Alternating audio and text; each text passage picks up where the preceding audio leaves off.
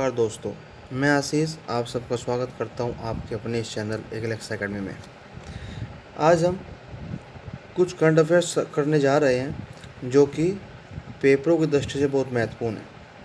उनसे पहले एक कोटेशन पढ़ते हैं जो हमारे जीवन से संबंधित है। A river cuts through a rock not because of its power but it's persistence. इसमें कहा गया है कि एक नदी जो एक पड़े हुए पत्थर से टकराकर कट जाती है, उसमें पत्थर की शक्ति नहीं, पत्थर की दृढ़ता आगे आती है। दैट मीन्स कि अगर हम लोगों ने, आप लोगों ने कोई गोल, कोई एम निश्चित किया हुआ है, तो जब आप उसकी ओर बढ़ेंगे तो आपके रास्ते में नदी के पानी की तरह बहुत सारी समस्याएं आएंगी। तो आप उन समस्याओं को देखकर अपनी जगह से हट मत जाना, उस पत्थर की तरह हटी बन जाना, उस पत्थर की तरह अटल बन जाना, जिससे कि वो समस्याएं आपको हटा ना पाएँ और आप अपने गोल पर, अपने एम पर पहुंचने के उस रास्ते पर अड़िग रहें, अटल रहें। ये जीवन का एक छोटा सा आपको समझाया है। आइए अब शुरू करते हैं अपने आगे के करंट अफेयर्स को।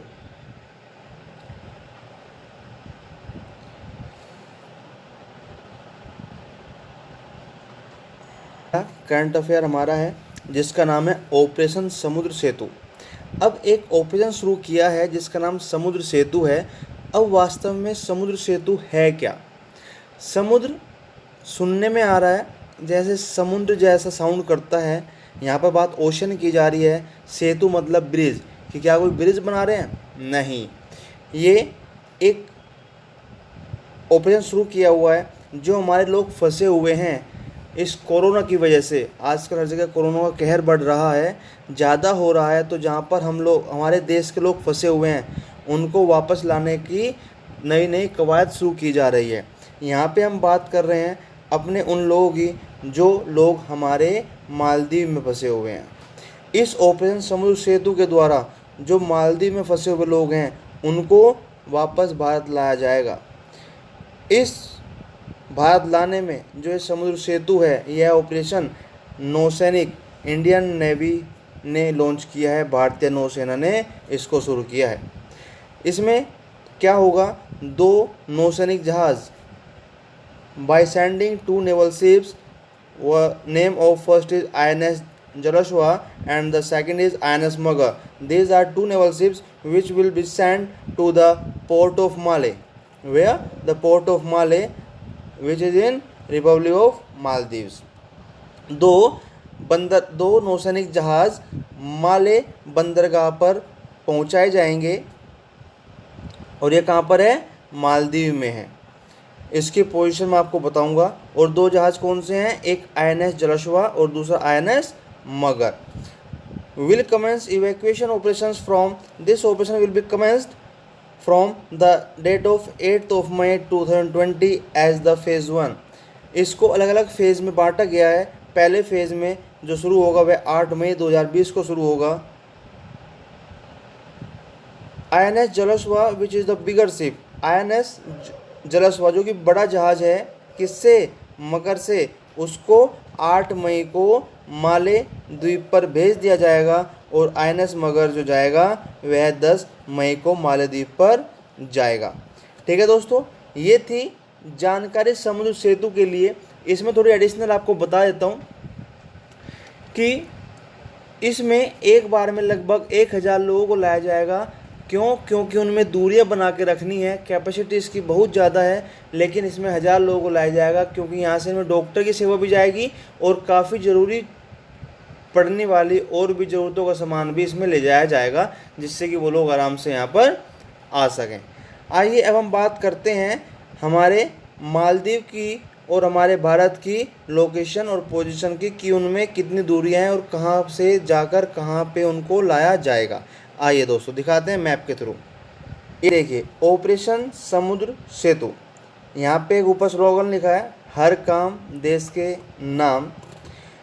अब देखिए ये हमारा साउथ इंडिया का पार्ट है, ये साउथ इंडिया का पार्ट है।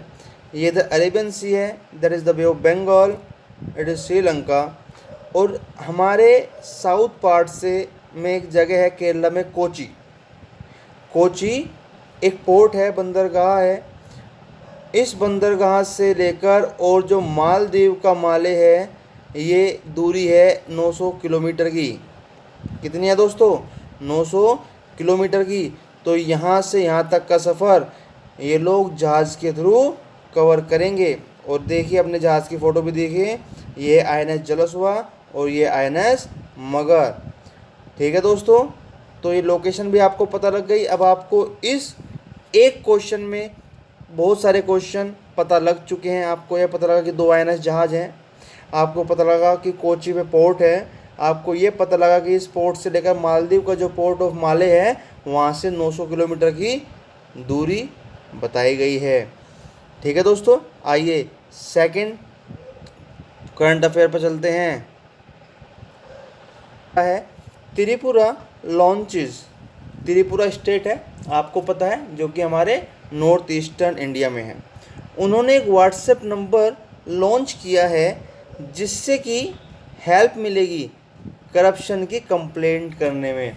अगर वहाँ के लोगों को कहीं पे भ्रष्टाचार होता हुआ दिख रहा है और वो उसकी शिकायत करना चाहते हैं, प्लस वो चाहते हैं कि उनका नाम भी किसी के आगे ना आए, तो वो इस ऐप को यूज़ कर सकते हैं। यह ऐप लॉन्च किसने किया? हमारे CM, जो त्रिपुरा के CM हैं, बिप्लब कुमार देव। बिप्लब कुमार देव ने ये बताया कि उनका जो उद्देश्य है वह भ्रष्टाचार के खिलाफ जीरो टॉलरेंस की नीति है, कि भ्रष्टाचार बिल्कुल भी नहीं सहा जाएगा और हम अपने राज्य में भ्रष्टाचार होने भी नहीं देंगे। टू ब्रिंग मोर ट्रांसपेरेंसी, इसमें और ज़्यादा पारदर्शिता लाने के लिए, वी आर लॉन्चिंग, हम लॉन्च कर रहे हैं। क्या? हम एक नंबर शुरू करने जा रहे हैं व्हाट्सएप पर, और वह नंबर नीचे लिखा हुआ है, आप चाहे तो यूज़ कर सकते हैं।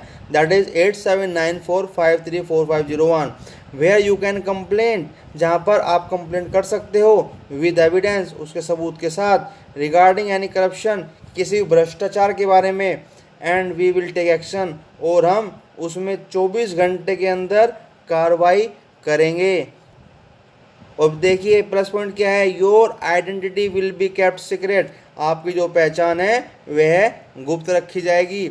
इसमें आपसे क्वेश्चन पूछा जा सकता है कि उस राज्य का नाम बताइए जिसने व्हाट्सएप नंबर लॉन्च किया है करप्शन कंप्लेंट के लिए।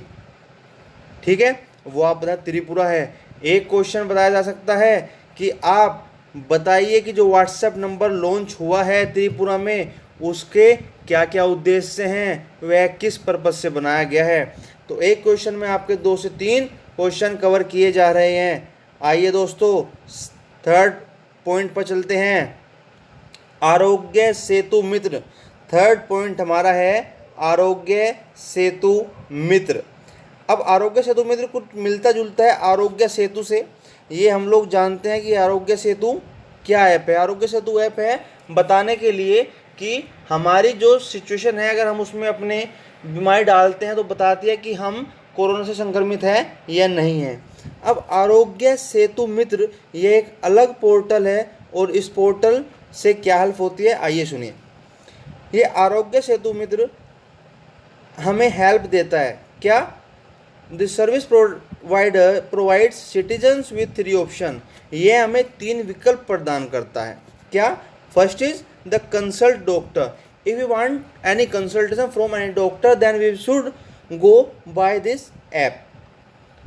सेकंड, होम लैब टेस्ट, अगर आप घर से ही अपना कोई टेस्ट कराना चाहते हैं उसका भी ऑप्शन है। And third one is e pharmacy.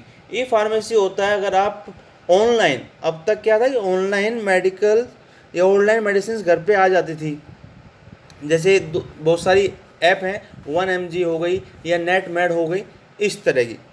अब ये सारी इस एक ही पोर्टल पर आपको सेवाएं मिल सकती है।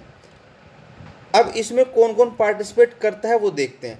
द टेली कंसल्टेशन सर्विस, जब आप कंसल्ट करेंगे डॉक्टर से तो वो जो सर्विस प्रोवाइड करते हैं वो कौन कौन कर रहा है, that is the Swasth foundation, एक ये फाउंडेशन है। Second, Tata Bird digital health, Tata Bird digital health. And the third one is Tech Mahindra की कनेक्शंस, टेली हेल्थ। ये 3 कंपनियां हेल्प करती हैं टेली कंसल्टेशन के लिए। Now the second point, the doorstep lab test. आपके घर पर आकर जो लैब के टेस्ट होंगे उसके लिए कौन कौन पार्टिसिपेट कर रहा है? That is 1 mg।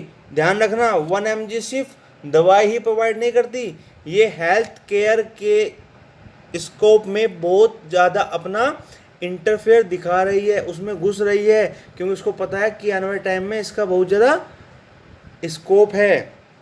Second, metropolis.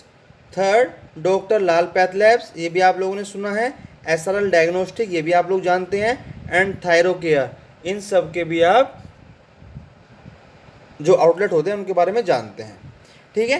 Third one is which is e pharmacy. अब ई फार्मेसी में जब दवाई आपके घर पे ही आ जाती है बिना आपके मेडिकल स्टोर पर जाए, तो उसको कौन फुलफिल कर रहा है? दैट इज, ध्यान दीजिए again, 1 mg, pharmacy, made life and the last is Netmeds. अब ये चीज़ें हैं जो आपके लिए हेल्प करती हैं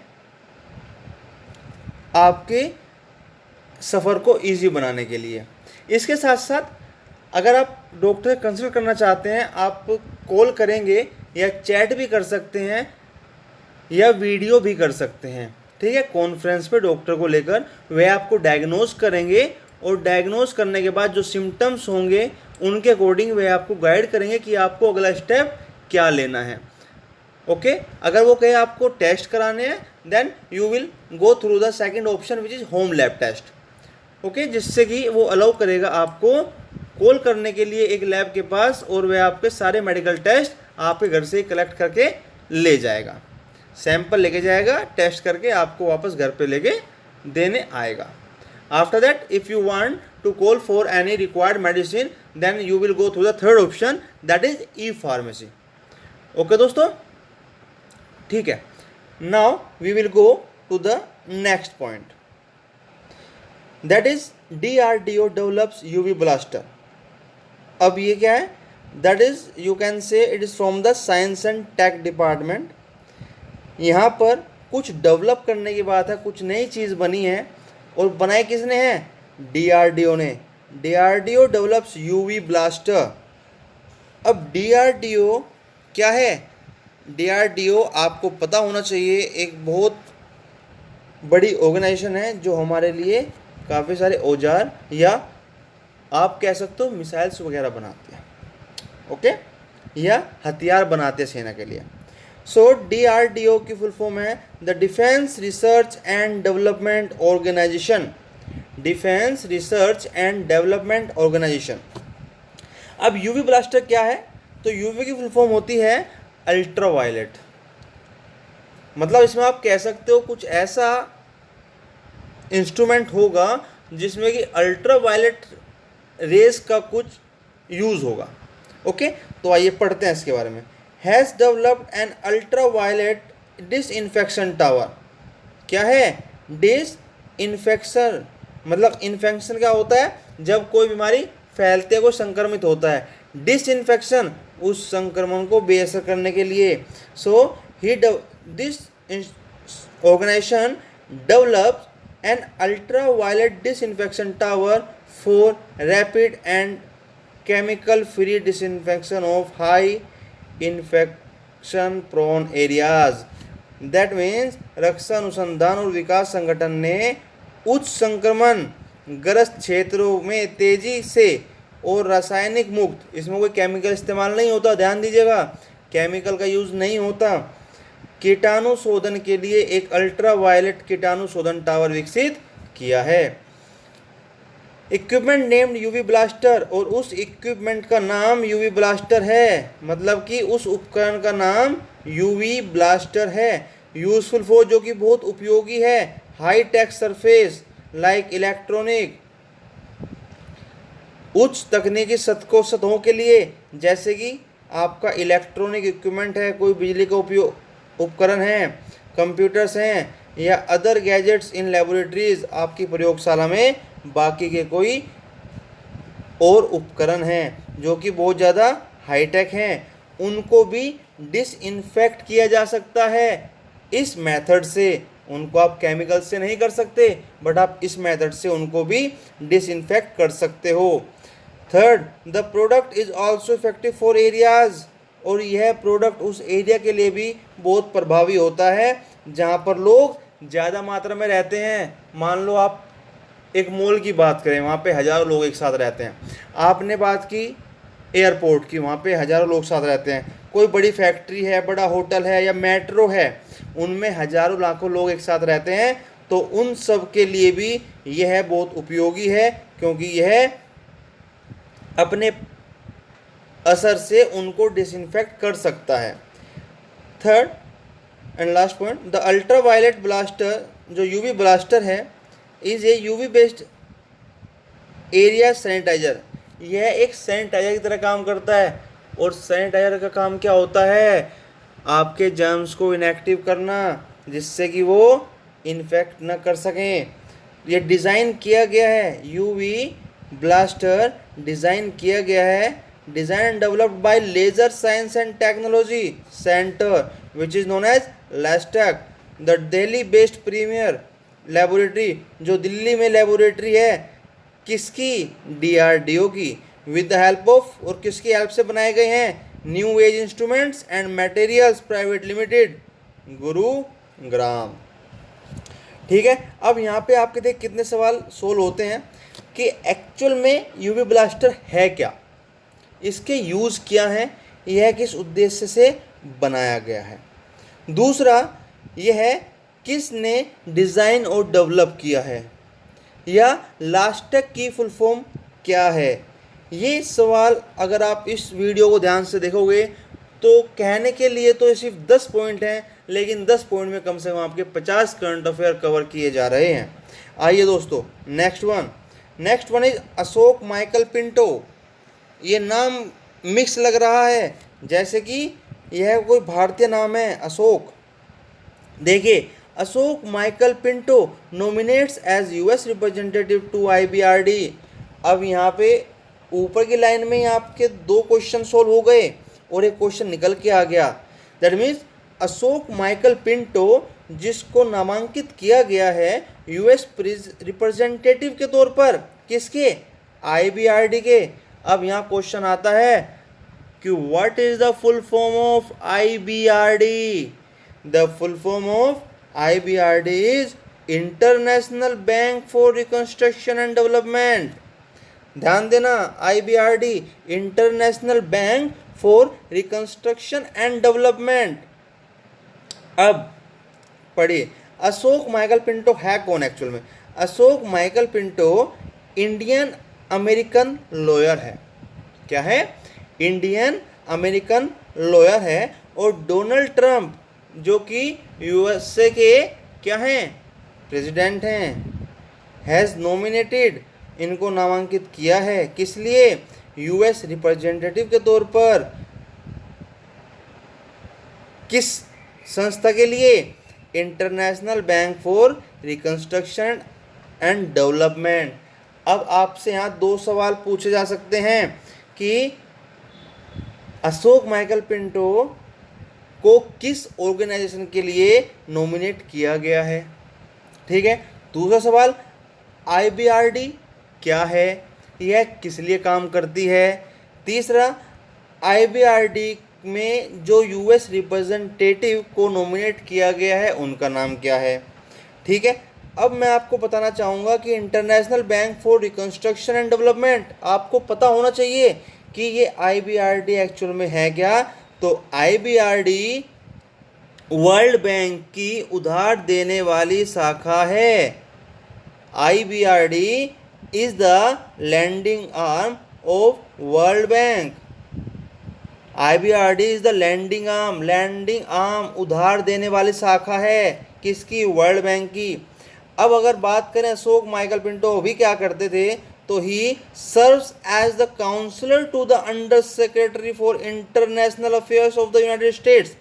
इन which department? Department of treasury. और ट्रेजरी का मतलब क्या होता है?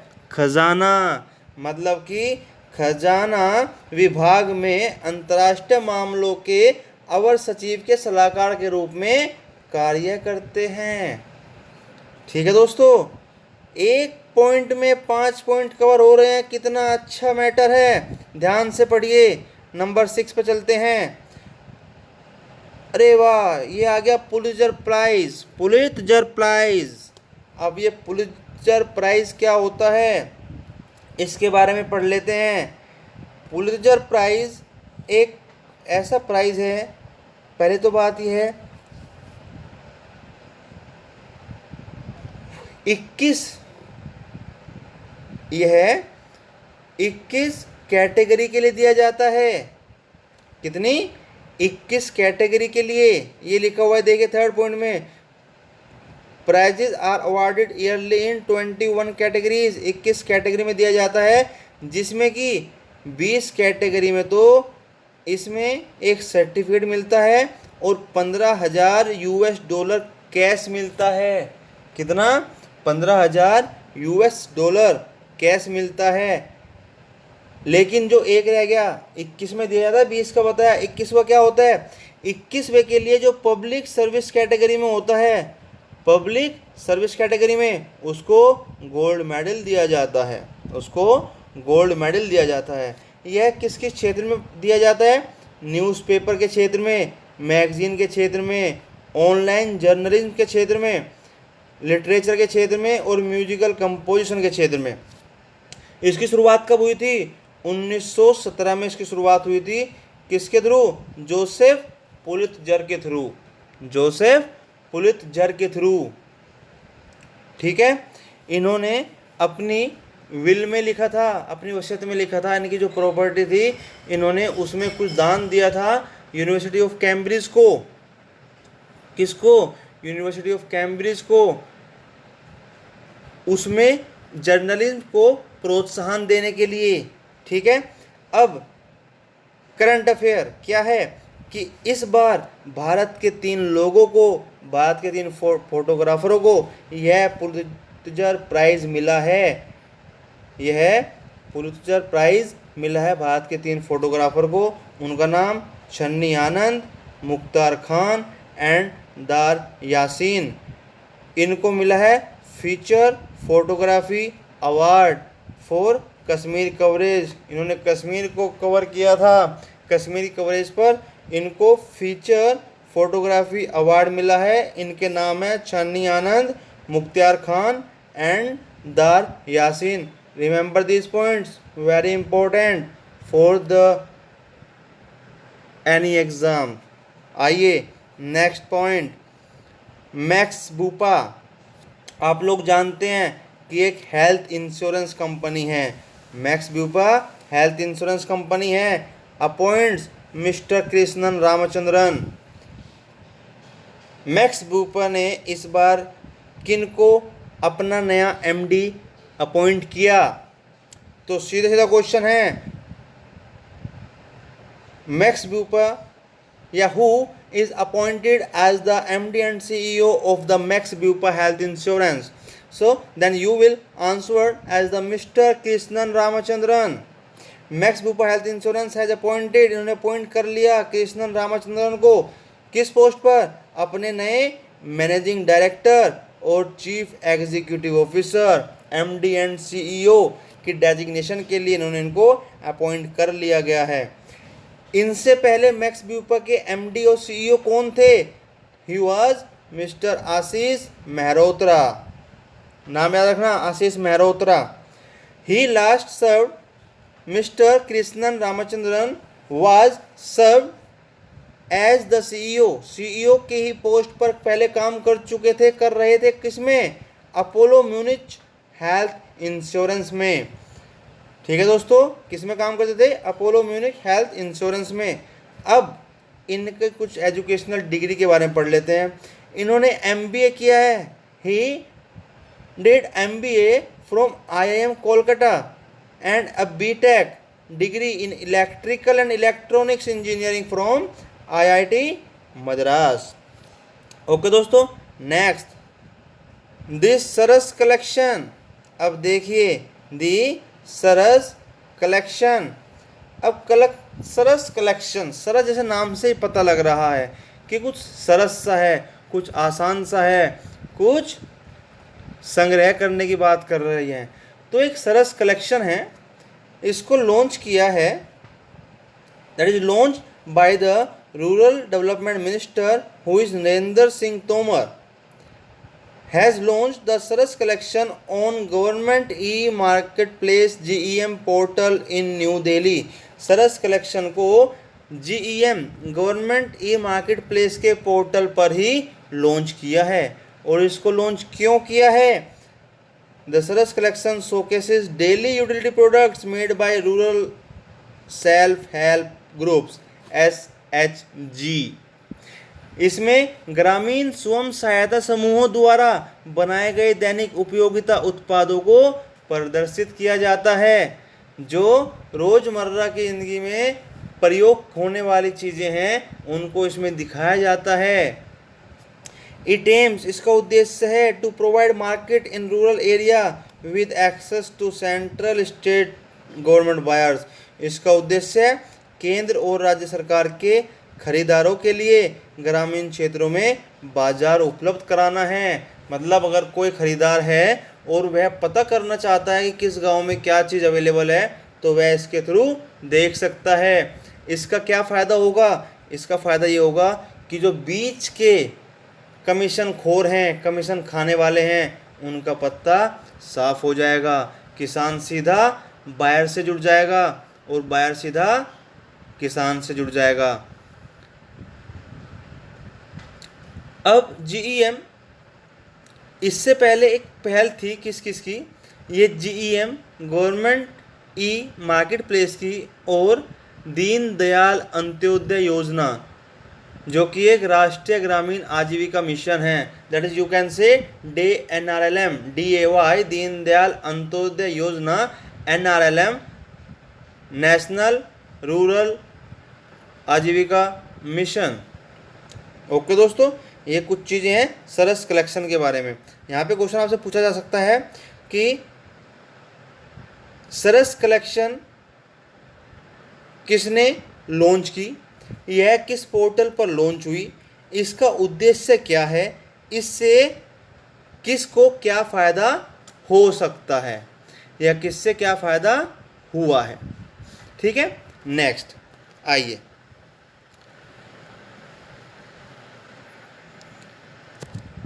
आर्कटिका M सैटेलाइट, जरा ध्यान से देखना। आर्कटिका M सैटेलाइट ये क्या है? Russia is to launch first Arktika M satellite by December 2020 from Baikonur space. Russia अपना पहला आर्कटिका M सैटेलाइट उपग्रह छोड़ने जा रहा है, लॉन्च करने जा रहा है। कब तक? दिसंबर 2020 तक। कहाँ से? बालकोनोर स्पेस से। अब यह अनाउंसमेंट किसने की? Was made by the director general of the Lavochkin aerospace company Vladimir Kolmykov. यह घोषणा Lavochkin aerospace company Vladimir Kolmykov के जनरल डायरेक्टर ने की है। और इसमें एक चीज़ और आपको बता दें, ये जो सैटेलाइट है, satellite will be launched using, यह लॉन्च किया जाएगा बाय यूजिंग सोयज 2.1B या यू कैन से 2IB कैरियर रॉकेट के थ्रू। कैरियर रॉकेट क्या होगा? सोयूज 2। क्या होगा? Soyuz 2IB।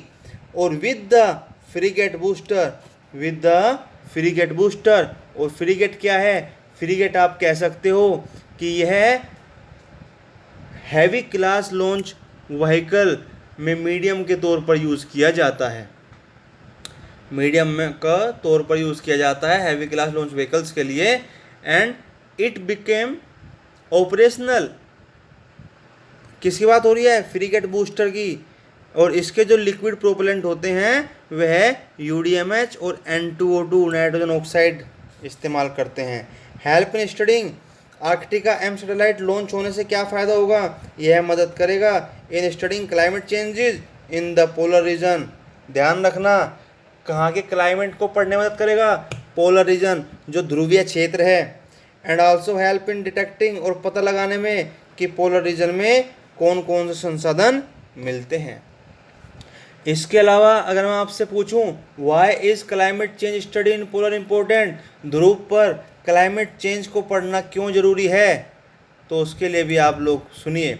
The polar ice is depleting eight faster rate, जो ध्रुवीय बर्फ है वह बहुत तेजी से पिघल रही है। द डिप्लीटिंग आइस रिलीजेज, जब बर्फ पिघलती है, ध्यान देना इसमें भी आपके क्वेश्चन निकलते हैं, अगर बर्फ पिघलती है तो उससे कौन सी गैस रिलीज होती है वही बताने जा रहा हूँ। द डिप्लीटिंग आइस रिलीजेज, जब बर्फ पिघलती है तो उससे मीथेन गैस निकलती है, जिससे कि हमारे जलवायु में बदलाव होता है। The ice in the polar region, जो बर्फ ध्रुव पे है, the ice which is in polar region पे जो आइस है वह आती हुई सोलर रेडिएशन को रिफ्लेक्ट करती हैं। क्या करती हैं? रिफ्लेक्ट करती हैं। This will cause heating up of water leading to ocean acidification, इससे जो पानी होता है समुद्र का वह एसिडिफाई हो जाता है। आल्सो जो समुद्र होते हैं वे उस हीट को एब्जॉर्ब करना शुरू कर देंगे उस बर्फ़ के पिघलने से। बर्फ़ नहीं होगी तो समुद्र भी उस हीट को एब्जॉर्ब करेंगे और उससे ग्लोबल वार्मिंग बढ़ जाएगी। इसके अलावा ये तो था हमारा पहला आर्कटिका एम सैटेलाइट, जो कि दिसंबर 2020 में लॉन्च किया जा रहा है। इसके बाद दूसरा सैटेलाइट यूज़ होगा Arktika M second, which will be launched in 2023। आइए next, last but not the least, यहाँ पे देखिए, the Ministry of Corporate Affairs has constituted a 7-member committee, एक 7 सदस्यों की कमेटी बनाई गई है। किस लिए बनाई गई है? To examine the comments received on the consultation paper floated by it for enhancing audit independence and accountability in the country। देश में ऑडिट स्वतंत्रता और जवाबदेही बढ़ाने के लिए इसके द्वारा मंगाई गई परामर्श पत्र, ध्यान रखना, consultation paper is known as परामर्श पत्र, पर प्राप्त टिप्पणियों की जांच करने के लिए। एग्जामिन द कमेंट्स, इन टिप्पणियों की जांच करें, and make recommendation requiring any amendment in law, rules and standards to achieve the objective of enhancement of audit independence and accountability। Audit स्वतंत्रता और जवाबदेही को बढ़ाने के उद्देश्य को प्राप्त करने के लिए अगर किसी कानून, नियम या मानकों में कोई संशोधन की जरूरत पड़ती है तो उसको बताएं। द कंसल्टेशन पेपर परामर्श पत्र had sought to address 5 threats, परामर्श पत्र ने ऑडिटर स्वतंत्रता की मांग के लिए 5 खतरे संबोधित करते हैं। And the 5 threats are, the first is self interest, self review, advocacy, familiarity and intimidation. The Hindi meaning of these words, that is the स्वहित, सेल्फ इंटरेस्ट, सब समीक्षा, सेल्फ रिव्यू, वकालत, एडवोकेसी, परिचित, फैमिलियरिटी एंड धमकी, इंटिमिडेशन। ये 5 खतरे हैं। These are 5 threats which should be addressed for auditor. Okay, so दोस्तों ये 10 करंट अफेयर्स थे, लेकिन मैं समझता हूँ अगर आप इनको समझोगे, पढ़ोगे तो इस 10 में कम से कम आपके 50 करंट अफेयर कंप्लीट हो जाएंगे, पूरे हो जाएंगे। उसके लिए आप लोग मेहनत कीजिए और अच्छे करंट अफेयर जानने के लिए जुड़े रहिए हमारे इस चैनल से और इसको सब्सक्राइब कीजिए, जिससे कि आपको नोटिफिकेशन मिलता रहे। ठीक है दोस्तों, धन्यवाद, नमस्कार।